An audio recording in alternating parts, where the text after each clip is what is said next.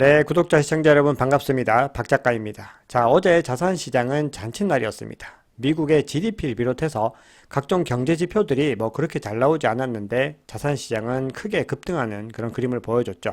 자, 그 이유에 대해서 한번 알아보고요. 그런 흐름 가운데서 비트코인은 향후 어떻게 될 것인지에 대해서도 차트적인 관점들 그리고 각종 호재, 악재 뉴스에 대해서 알아보겠습니다.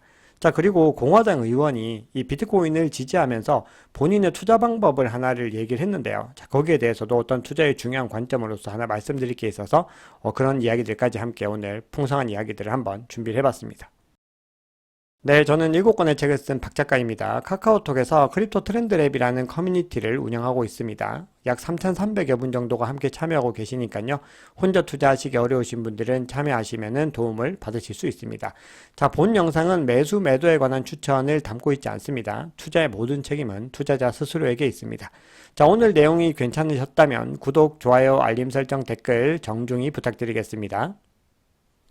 네, 어제 미국 3대 지수 모두 상승을 했습니다. 그 중에서도 가장 많이 상승한 건 빅테크 주들이 포함되어 있는 이 나스닥이었습니다. 2.43% 상승을 했고요. 자, 그리고 은행주들이 많이 있는 다우 지수도 이 1.57% 정도 상승을 하면서 마감을 했습니다. 네, 개별 종목들 보시면은 뭐 굉장히 푸른빛이 많이 들어와 있습니다. 자, 그 중에서도 오늘 가장 주목해야 되는 것은 바로 이 메타, 구 페이스북이죠. 하루 만에 무려 거의 14% 상승을 했고요. 이 상승세가요, 전체적인 빅테크들의 상승을 이끌었고, 이게 전체적인 시장을 이끌었다라고 보실 수가 있습니다. 네, 전날 장 마감 후에 이 메타가 실적을 발표를 했고, 시간의 거래에서 7% 정도 상승하고 있다고 말씀을 드렸죠. 근데 최종적으로는 거의 14%가량 폭등을 하면서 장을 마감을 했습니다. 자, 그 이유는 메타는 이 전년 동기 대비 매출이 3% 상승을 했습니다. 시장 예측치를 상회한 거죠. 근데 얼핏 보면 그렇게 막 큰 수치로 보이지 않고, 또 생각해보면 어제 구글 같은 경우도 3% 상승을 했는데 오히려 주가가 하락을 했죠. 그럼 왜 이렇게 크게 상승을 할 수 있었냐? 무려 4분기 만에 거의 1년 만이죠. 증가세로 전환을 한 겁니다. 자, 그래서 앞으로는 계속해서 상승의 흐름을 탈 수 있다는 그런 기대감들이 반영된 거라고 볼 수가 있습니다. 자, 거기다가 전날에 마이크로소프트와 구글 같은 경우도 실적이 굉장히 좋았어요. 자, 그런데 오늘 장 마감 후에 또 발표된 아마존의 매출도 예상치를 웃돌았다는 소식 때문에 시간의 거래에서 상승하는 지금 움직임을 보이고 있거든요. 자, 이렇게 대표적인 빅테크들이 모두 다 실적이 굉장히 좋았다라는 거는 금리를 급격하게 무려 4번이나 연속으로 자이언트 스텝을 했지만 그럼에도 이 빅테크들의 기사가 꺾이지 않았다라고 해석이 되기 때문에 경제의 어떤 청신호로 해석을 하게 됩니다. 그래서 이게 어제 전체적으로 시장의 주가를 다 끌어올린 원동력이 된 겁니다. 네, 그러면 주요 경제 지표를 좀 알아보겠습니다. 제가 소개해드리는 지표들은 대부분 investing.com에 다 있습니다. investing.com에서 경제 캘린더를 찾아서 검색을 하시면 이렇게 전체적으로 오늘 발표된 중요한 지표들이 다 나옵니다. 자, 그 중에서도 제가 여러분들께 소개해드리는 건요, 대부분 가장 중요한 별 3개짜리를 소개시켜드리고 있고요. 별 3개짜리와 더불어서 좀 연관되는 지표들을 함께 좀 별이 좀 작더라도 소개시켜드리고 있다는 거 먼저 말씀을 드립니다. 네, 어제 발표된 가장 중요한 경제지표는 미국의 1분기 국내 총생산 GDP였습니다. 자, 보시면은 이전에 2.6% 성장이었는데 이번에 1.1% 성장으로 굉장히 좀 많이 줄었고요. 거기다 예측치인 2%에서도 절반 정도밖에 못 미치고 있습니다. 그래서 성장률이 굉장히 좋지 못하게 나왔기 때문에 부진한 어떤 신호로 볼 수가 있죠. 네, GDP 성장률은 부진했는데 오히려 GDP 물가 지수는 더 상승을 했습니다. 자, 이전에 3.9였는데 1% 상승을 했고요. 예측치는 좀 이전보다 줄어들어야 된다고 봤는데 더 상승을 했습니다. 자, 그렇기 때문에 이걸 보면은 경제 성장이 부진한데 그런 가운데 물가도 잘 잡히지 않는다라는 시그널로도 해석을 할 수가 있습니다. 그러니까 일단은 경제 지표상으로는 시그널 자체는 좋지 못하게 나왔다라는 거죠. 그리고 이런 지표들이 나온다는 건 여전히 인플레이션에 대한 위협들이 이 시장을 지배하고 있다라고도 볼 수가 있어요. 네, 어제 분기별 개인 소비 지출 물가가 이제 발표가 됐어요. 이번에 이제 근원 PC인데요. 자, 이걸 보시면은 이전 4.4에서 4.9% 상승을 했고요. 예측치보다도 지금 상회를 하고 있습니다. 자, 그만큼 물가가 잘 잡히지 않고 있다. 그래서 요즘에 이 물가를 보고 스티키 인플레이션이라고 합니다. 굉장히 끈적끈적거리면서 잘 떨어지지 않는다라고 그렇게 해석을 하고 있는 거예요. 네, 매주 목요일 날 발표되는 실업수당 청구 건수 같은 경우는요, 이제 보시면 이전에 24만 6천 건에서 23만 건으로 줄었습니다. 그리고 예측치보다도 지금 하회를 갖다 했기 때문에 지금 이렇게 줄었다라고 하는 건요, 여전히 이 고용이 견고하다라는 시그널이기 때문에 역시나 어떻게 해석될 수 있을까요? 네, 물가가 향후에 상승할 수 있는 어떤 트리거가 이 고용에서 발생할 수 있다. 또 이렇게도 볼 수가 있습니다. 네, 미국의 잠정 주택 매매 지표도 이제 발표가 됐는데요. 이제 보시면은 전달에는 0.8% 상승을 했고, 자, 이번에는 0.5% 정도 상승할 거라고 봤는데, 오히려 5.2% 하락을 하면서 지금 이거는 어떻게 보면 이제 경기의 어떤 침체에 대한 부분들일 수 있죠. 왜냐하면 주택 매매가 굉장히 좀 활성화되지 못하고 있다라는 부분들이기 때문에요. 이것도 어쨌든 경기에 대해서는 좋지 못한 시그널로 볼 수 있습니다. 자, 빅테크들의 실적과 그리고 이 경제 지표들을 이렇게 종합을 해보면은 이 지표들끼리 서로 엇갈리는 부분들도 있지만 어쨌든 기업들이 굉장히 좀 큰 성과를 냈고 여전히 사업에 문제가 없이 굉장히 잘 추진이 되어 가고 있다라는 부분이 있고요. 이거는 결국은 경제가 활성화될 수 있다라는 시그널로 더 많이 볼 수 있죠. 그리고 GDP가 좀 줄었지만 그럼에도 인플레이션이 여전하고 고용도 견고하다라는 그런 시그널들이기 때문에 결국 연준의 입장에서는 물가에 좀 더 포커싱을 해야 되는 그런 상황으로 지금 해석이 되고 있습니다. 네, 그래서 연준이 다음 달에 0.25%포인트 금리를 상승한다라는 그 의견이요. 어제 76%까지 내려왔는데 다시 10% 이상 상승을 하면서 87.4%입니다. 그래서 지금까지의 분위기로 봤을 때는 다음 달 5월 4일에 아마도 0.25%포인트 인상을 하지 않을까 그렇게 해석이 되고 있고요. 네, 오늘은 미국 개인 소비 지출 물가 지수 이제 전월 대비 그리고 전년 대비 지표가 발표가 되는데요. 자, 이것까지 마무리를 하면은 이제 5월 4일에는 FOMC의 금리 결정이 있다. 이렇게 보시면 됩니다. 네, 오늘 거시경제에 대해서 평소보다 조금 설명이 길었습니다. 자, 오늘 이제 이번에는 비트코인을 보겠습니다. 자, 비트코인이 다시 지금 30K를 테스트를 하기 위해서 지금 29.4K예요. 지금 계속해서 상승 흐름을 이어가고 있는데요. 이번에는 또 어떻게 상승하게 될지 아니면 다시 또 저항을 만나서 하락해서 테스트를 거치고 상승하게 될지 그 부분들을 지켜보고 뒤에서 차트 관점들도 소개해 드리도록 하겠습니다. 네, 그 전날에 가장 많이 가격 방어를 잘했던 게 비트코인이었는데, 그럼에도 가장 또 많이 상승한 게 비트코인이었어요. 어제 비트코인은 3.8% 상승을 했고요. 이더리움도 2.26%, 그리고 전반적으로 알트코인들이 다 상승하는 그런 움직임을 보여줬습니다. 자, 그 중에서도 어제 좀 많이 상승을 한 거는요, 솔라나가 좀 또 많이 상대적으로 상승하는 모습들을 보여줬습니다. 네, 비트코인 도미넌스도 지금 계속해서 급격히 치솟고 있고요. 지금 보시면은 48.65%인데 지금 49%에 거의 지금 임박해 가고 있어요. 지금 보시면은 전에 이제 지난번에 최근에 상승장에서도 49%에서 다시 하락하는 모습들을 보였는데 이게 어떤 흐름을 보이는지 보셔야 되고 지금 현재 상황에서 비트코인 도미넌스가 이렇게 상승을 한다는 거는 비교적 우리 예측 아래에 있다라고 볼 수가 있고요. 자, 이렇게 상승을 한 움직임들이 다시 이제 어떻게 알트코인 대세장과 연결되느냐 이런 부분들을 또 지켜봐야 됩니다. 네, 공포 및 탐욕 지수도 64. 지금 그리드의 단계가 아주 진해지고 있습니다. 어제 59에서 단번에 지금 5계단 상승을 했고요. 투자자들이 언제든지 시장에 지금 참여할 수 있는 그런 의지들을 보이고 있고 실제로 많은 투자들로 연결이 되고 있다라고 볼 수가 있습니다. 네, 그러면 CVD 지표 한번 보겠습니다. 자, 지금 보시면은 뭐 특별히 매수벽이 뚜렷하게 존재하진 않아요. 지금 보면 27.3K 정도에서 있는데 요거는 아주 좀 약한 매수벽이고요. 매도벽들이 오히려 지금 생겨나고 있는데 이건 저항으로 작용한다고 늘 말씀을 드리죠. 자, 보시면은 이 30K에서 원래 이제 매도벽이 꽤 진해지고 있었는데 이게 오히려 옅어지고 있어요. 오히려 옅어지고 이 매도벽이 어디서 더 진해지느냐 하면 31K에서 조금 더 진해지는 걸 볼 수가 있어요. 자, 그 얘기는 원래는 이 30K가 저항으로 작용해서 이제 여기서 매도가 많이 나올 수 있는 상황이었는데 고래들이 오히려 이거보다는 좀 상향해서 31K에서 아마도 매도하는 그런 물량들이 더 많아질 수 있다라고 볼 수가 있고요. 네, 그러면 CVD 차트를 한번 보겠습니다. 가장 큰 고래인 갈색 고래 같은 경우는요, 조금 더 신중한 움직임을 보이고 있다고 보여요. 여기서 다시 진입을 해가지고, 이제 꽤 많은 물량을 매입을 해서 여기서 계속해서 지금 홀딩을 하고 있습니다. 자, 그 사이에 다른 고래들은 오히려 굉장히 적극적으로 매수를 하고 있거든요. 지금 보라색 고래 보시면은 계속해서 여기서부터 꾸준히 지금 매입을 했고, 이제 부분 매도를 했지만 계속해서 매입을 하는 움직임을 보였어요. 이 갈색 고래가 홀딩하는 동안에도. 자, 그리고 이제 초록색 고래도 보시면은 아주 급격하게 지금 지금 계속해서 매입을 하고 있는 그런 움직임을 보이고 있습니다. 자, 그리고 가장 작은 갈색 고래 같은 경우도 자, 이 지점에서 이제 들어가는 모습들을 보였죠. 자, 그런데 빨간 고래 같은 경우는 내일 갈색 고래와 좀 비슷한 움직임을 보였는데요. 자, 한번 보시면 이 빨간색 고래는 비슷한 지점에서 지금 일정 부분 홀딩을 하면서 또 부분 매도를 하기도 했어요. 그러면서 다른 고래들이 보라색 고래들보다는 조금 더 늦게 이 시장에 진입을 해서 이제 매입을 하고 있는 움직임을 보이고 있죠. 네, 센티멘트의 조사에 따르면은 이 1002더 이상 보유한 주소수가 작년 동기 대비로 5.7%가 증가했다고 합니다. 자, 그 얘기는 이 가격이 저렴할 때 많은 고래들이 이더리움을 주워 담았다는 거죠. 그렇기 때문에 이더리움에게는 굉장히 좋은 좀 호재 뉴스라고 볼 수가 있고요.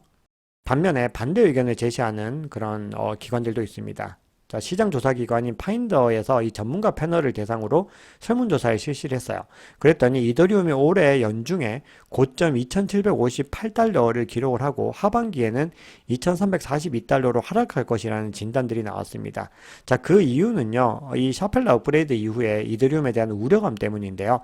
이 절반 이상의 전문가 패널들이 샤펠러 업그레이드로 인해서 이 증권에 대한 이슈들이 더 강화가 되고 규제 당국의 조사가 더 강화될 수 있다라고 진단을 했습니다. 자, 그리고 일부 패널들은요, 이 샤펠러 업그레이드가 대규모 매도를 초래할 수 있다. 또 이렇게 분석을 하기도 했습니다.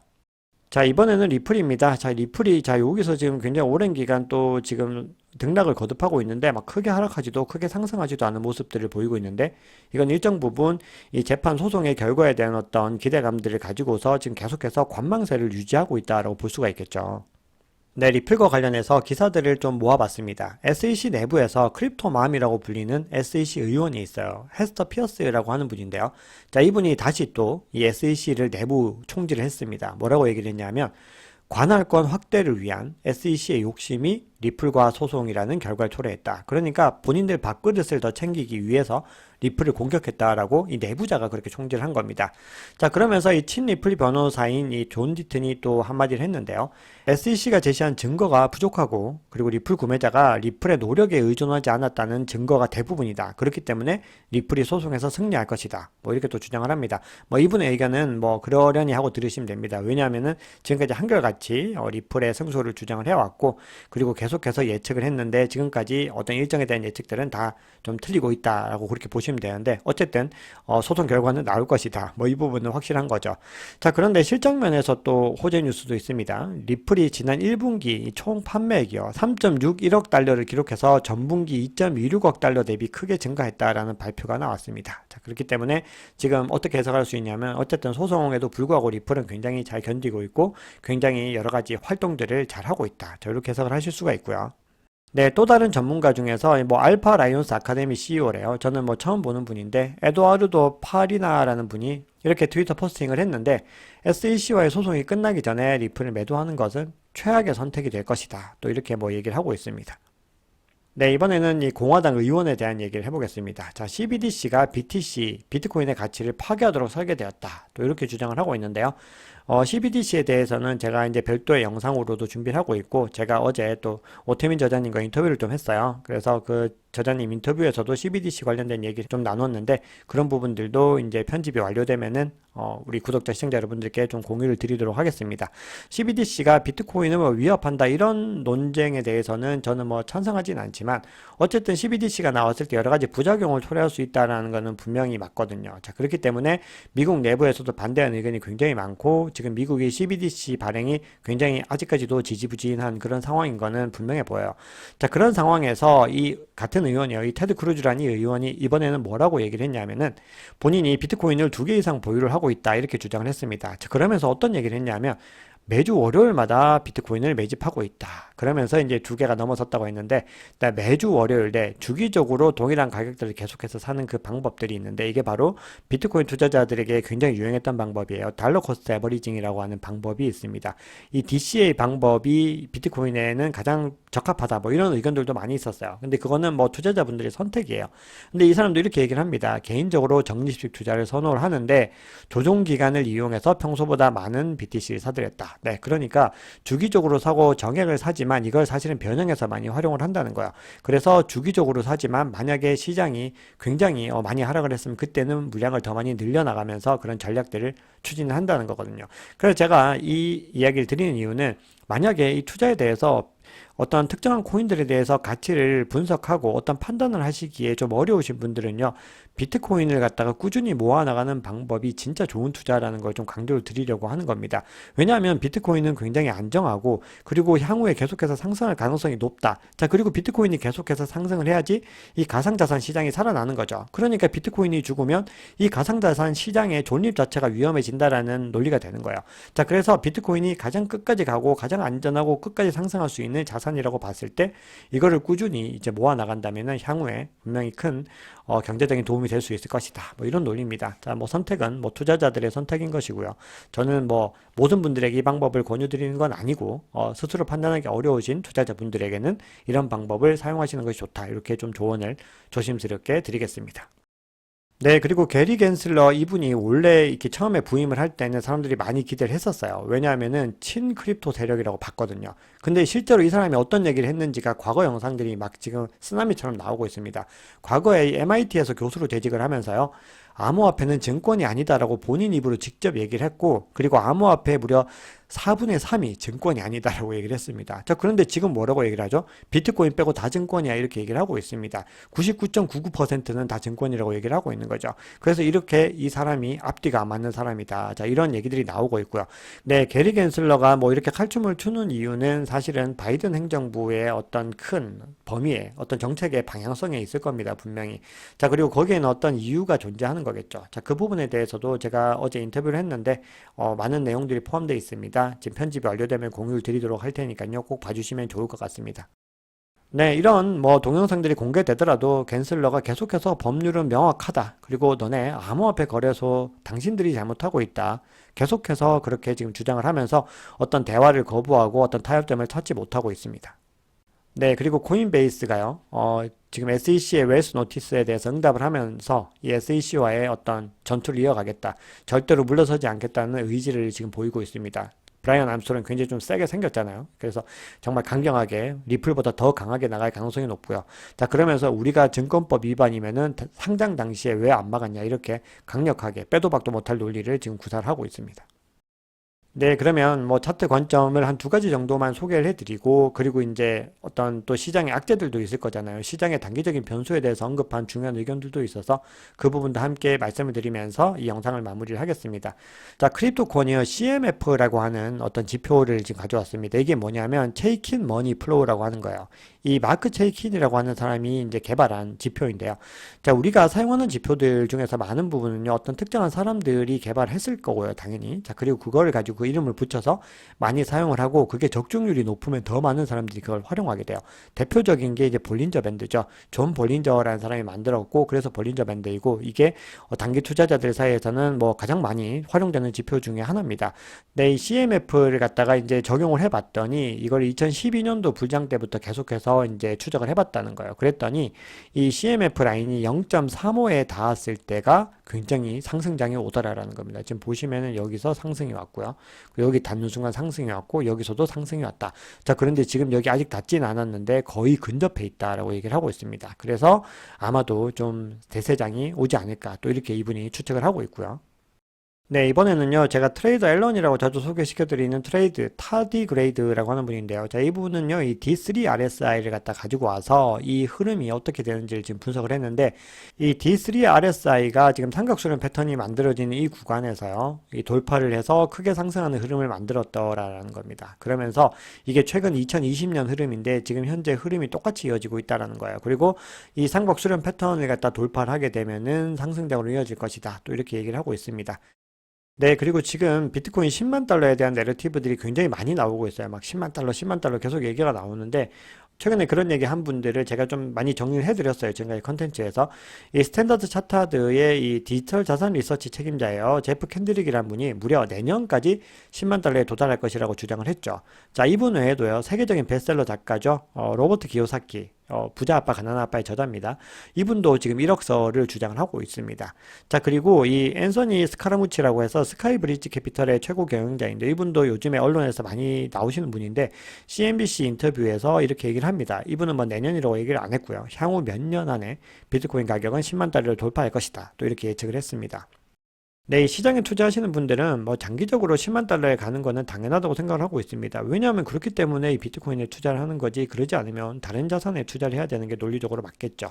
자, 그런데 단기적으로는 분명히 좀 신중해야 될 필요가 있다라고 많은 분들이 또 주장을 하고 있습니다. 네, 올해 가장 중요한 거는 규제 아닙니다. 그래서 이 신중론이 나온 이유가 최근에 유럽연합의회가 이제 미카 법안을 제정을 한 거죠. 찬성표로 통과가 됐습니다.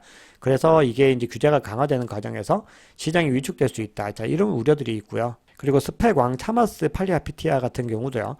CNBC 인터뷰에서 이 미국이 너무나 가상자산에 대해서 단호하게 총을 겨누고 있다. 이렇게 주장을 하고 있고, 이거는 민주당을 비롯한 이 바이든 행정부의 전체적인 기조에 좀 해당되기 때문에 어쨌든 현 정부가 바이든 정부잖아요. 근데 어쨌든 이걸 갖다가 좀 막겠다라고 분명히 좀 방향성을 정한 것 같고, 자, 그 부분들이 계속해서 이 암호화폐의 어떤 혁신을 갖다가 저해하고 있다고 얘기를 합니다. 하지만 그럼에도 불구하고 이 혁신을 일으키기 위해서 이 시장에서 노력하는 사람들이 정말 많기 때문에 이 시장은 계속해서 성장할 수밖에 없다. 이렇게 생각을 합니다. 네, 그리고 단기적인 이슈들에 대해서도 얘기를 하겠습니다. 이 크립토 콘트에서요, 이런 얘기를 합니다. 매수세가 지금 소진이 되고 있다. 그래서 상승 여력이 감소할 수 있으니까 주의해야 된다. 네, 이 자산 시장, 그중에서도 비트코인을 상승시키는 원동력은 유동성에 있죠. 그리고 비트코인은 공급량이 늘 일정하기 때문에요. 수요에 의해서 가격이 결정되는 자산입니다. 그래서 이게 굉장히 중요한데, 크립토컨트에서 어쨌든 단기적으로 상승 여력이 감소할 수 있다라고 얘기를 하고 있고요. 네, 비트뱅크의 분석가인 유야 하세가와라는 분도요. 비트코인이 지금 단기적으로 랠리를 이어갈 수 있고 또 이어가고 있지만 바닥을 쳤다고 말하기에 좀 이른 것 같다라고 강조를 하고 있습니다. 그러니까 지금 시장이 굉장히 지금은 분위기가 좋지만 또 언제 갑자기 급 반전을 해서 갑자기 하락세로 돌아서게 될지, 그리고 더 깊은 바닥을 찍게 될지는 알 수 없기 때문에 우리가 이 시장을 너무 안일하게 예측하면 안 된다라고 얘기를 하고 있습니다. 그래서 우리는 늘 분할 매수, 분할 매도 이걸 반드시 기억하셔가지고 그 지점들을 우리가 생각을 하고, 너무 바닥을 잡겠다, 너무 꼭대기를 잡겠다 이런 것보다는 우리가 어깨와 무릎을 반드시 생각하시라, 이런 의미로 해석을 할 수가 있습니다. 자, 오늘 준비한 얘기는 여기까지입니다. 여러분, 오늘 금요일입니다. 한 주 잘 마무리하시고요. 주말도 잘 보내시기 바랍니다. 지금까지 박 작가였습니다.